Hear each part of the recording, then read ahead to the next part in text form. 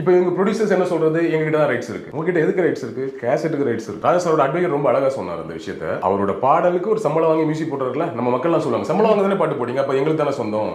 சம்பளம் வாங்குனது மியூசிக் தந்தது நீங்க கேசட் ரிலீஸ் பண்றதுக்கும் அந்த படத்துல பாட்டு யூஸ் பண்றதுக்கு தான். இப்ப அதை தாண்டி யூஸ் பண்றது ப்ரொடியூசர் இல்ல.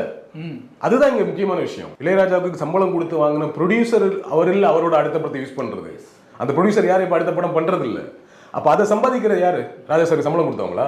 வேற படம் பண்ற ப்ரொடியூசர்ஸ், வேற வேற பிளாட்ஃபார்ம்ல, யூடியூப்ல, டிஜிட்டல்ல பெரிய கான்செப்ட் நடத்துறவங்க எல்லாம் வேற ஆட்கள், வேற யாரோ சம்பாதிக்கிறாங்க. அப்ப அதுக்கு ரைட்ஸ் வேணும், அதுக்கு ராயல்ட்டி வேணுங்கிறது தான் விஷயம் இல்லையா? ஸோ இதெல்லாம் புரிஞ்சுக்கணும். இது எதையுமே புரிஞ்சுக்காம வெளியே இருந்துட்டு ரொம்ப மேம்போக்கா சொல்றது ஒன்று இருக்குல்ல. பட் கொஞ்சம் மாறி இருக்குன்னு நான் நினைக்கிறேன். முன்னாடி இந்த விஷயம் ஆரம்பிக்கும் போது 5-6 வருடங்களுக்கு முன்னாடி இருந்த புரிதலை விட இப்போ புரிதல் கொஞ்சம் அதிகமாக இருக்கு. ஓகே, இப்படி ஒன்று இருக்கு, இப்படி ஒரு ப்ராசஸ் இருக்கு, இது ஒரு இன்டெலெக்சுவல் ப்ராப்பர்ட்டி, இந்த ப்ராப்பர்ட்டிக்கு ரைட்ஸ் கொடுக்கணும், நம்ம இஷ்டத்தை யூஸ் பண்ணிட்டு இருக்க முடியாது இல்லையா? போய் கேட்கறவங்க கிட்ட எல்லாம் காசு கேட்கறது இல்லை. அவர் ப்ரொடியூசர் கிட்ட நாங்கள் அப்ரூவல் வாங்கிட்டோம்னா ப்ரொடியூசர் அப்ரூவலே கொடுக்க முடியாது. அவர் அந்த படத்துக்கு மட்டும் தான் யூஸ் பண்ண முடியும். அது நீங்கள் வேற எடுத்து யூஸ் பண்ணீங்கன்னா அது ராஜா சார் கிட்ட தான் கேட்கணுங்கிறது ரொம்ப சிம்பிளான கான்செப்ட். ஏன்னா அவரோட ப்ராப்பர்ட்டி அது. ஓகேவா? அவர் அவங்களுக்கு கொடுத்தது கேசட்டுக்காக, அவங்க படத்துக்காக தான். அதை அவங்க யூஸ் பண்ணல, நீங்க யூஸ் பண்றீங்க அப்படின்னா நீங்க அனுமதி கேட்கணும். ஓகேவா? அது ஒன்று. இன்னொன்று இந்த அக்னாலஜ்மெண்ட் இல்லையா? ப்ரொடியூசர் கிட்ட நீங்க போய் கேட்டீங்க. ஜென்ரலாகவே நீங்க இந்த ரூல்ஸ் ரெகுலேஷன் சட்டத்தெல்லாம் தூக்கி உரமா வைங்க. நீங்கள் உங்களோட ப்ராடக்ட் ஒன்று நான் யூஸ் பண்ணுறேன், ஓகேவா?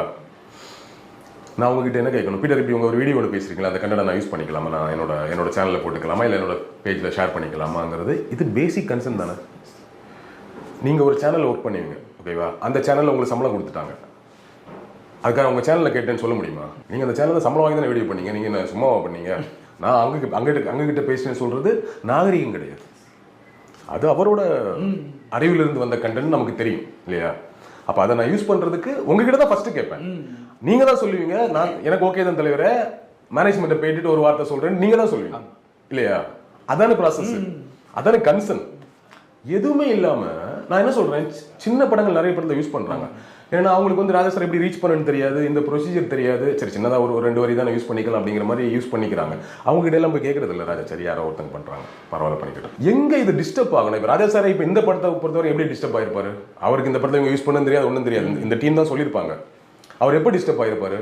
இவ்வளோ பெரிய படம், ஒரு பெரிய ஸ்டார் நடிக்கிறாரு, ஆல்ரெடி எஸ்டாப்ளிஷாக ஒரு டைரக்ட் பண்றாரு, பெரிய ப்ரொடக்ஷன் கம்பெனி பண்ணும்போது இதுக்கு கூட நம்ம கிட்ட கேட்கணும்னு தெரியாதாங்கிற ஒரு கோவம் வரும்ல. அந்த கோவம் ரொம்ப நியாயமானது தானே. நீ கேளு, காசா இல்லையாங்கிறது அடுத்த டிஸ்கஷன். காசு கேட்கறதும் நியாயம், அதுவும் தப்பு. அது ஒன்றும் கௌரவ குறைச்சல் கிடையாது. அவங்க சொத்துக்கு அவங்க கிளைம் பண்றாங்க.